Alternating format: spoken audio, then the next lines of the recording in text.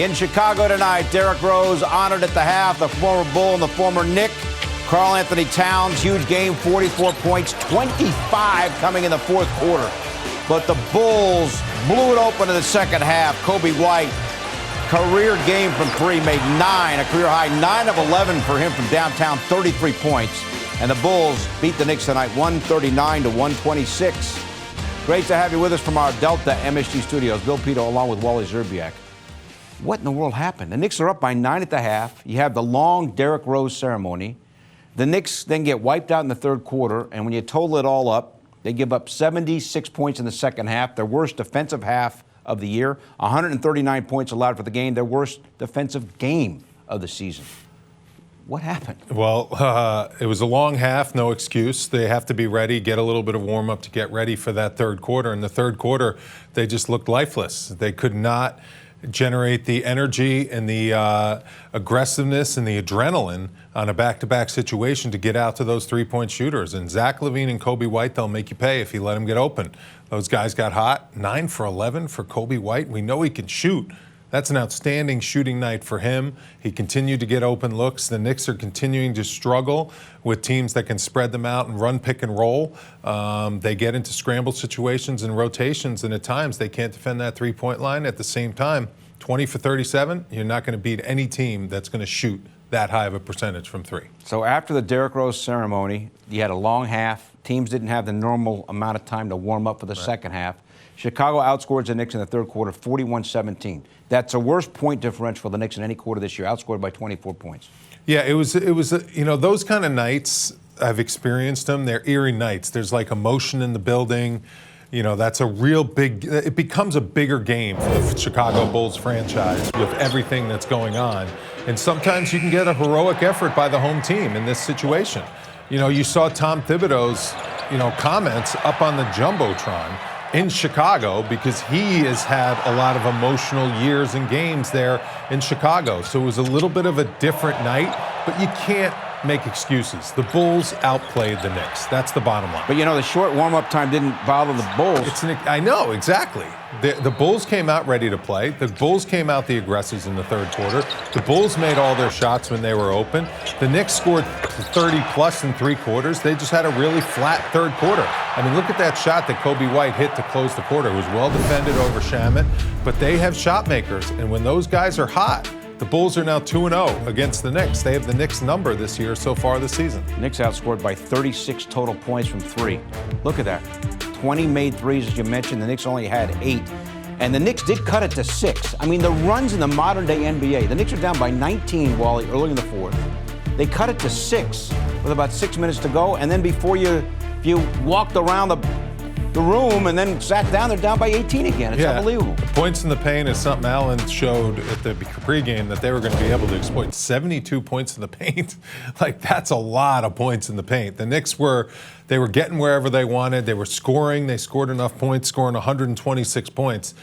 The team that's been playing great defense for the last month and a half just lost their defense tonight. They have to figure out how to get back to the drawing board. It was a back-to-back situation. It was an emotional game last night. Guys have been playing a lot of minutes. That's probably the reason why the Knicks gave up so many points on that defensive end of the floor. All right. Well, Alan Hunt helped call the game with Mike Breen. He now joins us from Chicago. Alan, what do you think? What happened there in the second half?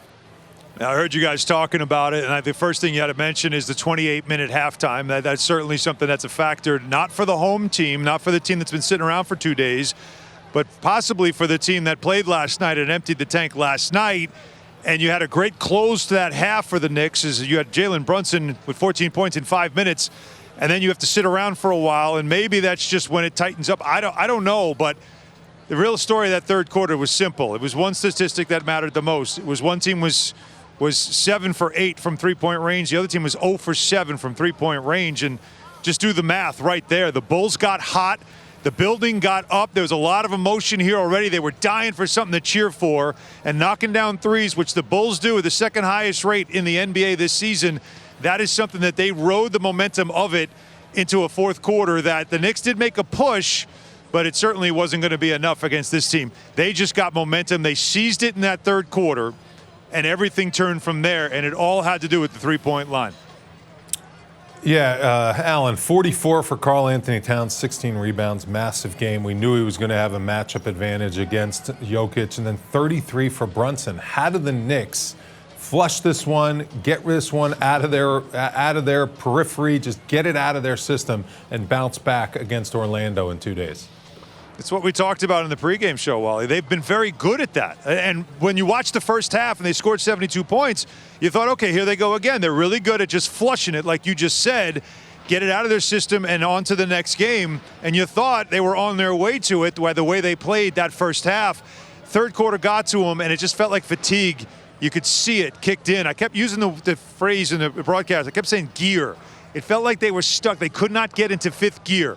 And the Bulls, because they were rested, the Bulls want to play fast. They were already pedal to the metal, so it was harder for the Knicks to do it. Now, they go home tomorrow.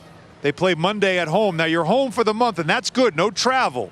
But the schedule certainly gets tougher. The opponents get tougher, and we all know what the Magic bring when they come into town. They're going to play physical. It's going to be another one of those types of games against that team. And so you got to hope that the Knicks can just recharge the battery tomorrow and get back at it on Monday, because they've been very good responding after losses. Guys, this is only the second time all season they've lost consecutive games. Let's put that into perspective. All right, Alan, have a safe trip back, and we'll see you on Monday night when the Knicks play host to the Magic. And Alan, and you talking about Karl Anthony Towns, hopefully he's okay. Looked like he tweaked a leg or an ankle, a knee, whatever it was, late in the game, limped off in the locker room. But he was dominant tonight. Dominant. He had a season-high 46 against the Bulls in the first meeting. He had 44 tonight. Again, 25 in the fourth quarter. 17 for 29, 3 for 7 from 3, got to the free throw line 10 times. These are video game-like numbers. He can score whenever he wants. The completeness of his offensive game, it's something to watch. It's impressive because he can really stretch you and draw the defense to him at the three-point line, and then he can score driving to the basket facing up. He can score back to the basket whenever he wants. You see why he was the #1 pick in the draft. I mean, it's just effortless talent, how easy the game comes to him.